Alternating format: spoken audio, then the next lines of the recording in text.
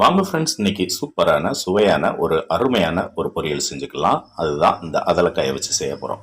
இந்த அதலக்காய்ங்கிறது இயற்கையாகவே விளையக்கூடியது. அதாவது விவசாயிகள் யாருமே இதை விளைவிக்க மாட்டாங்க.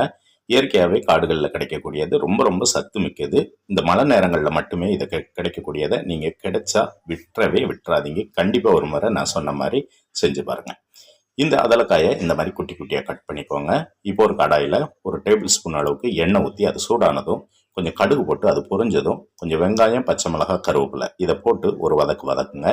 வெங்காயம் வதங்கி வந்ததும் நம்ம கட் பண்ணி வச்ச இந்த அதலக்காயை சேர்த்துக்கலாம். கூடவே தேவையான அளவு உப்பு போட்டு நல்லா வதக்கி விடுங்க. ஒரு 4-5 நிமிஷம் அது வெந்து வர வரைக்கும் நல்லா வதக்கி விடுங்க.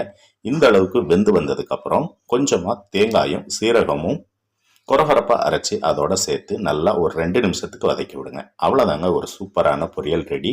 ரொம்ப ரொம்ப ஆரோக்கியமானது. கண்டிப்பாக மிஸ் பண்ணாமல் செஞ்சு பாருங்கள்.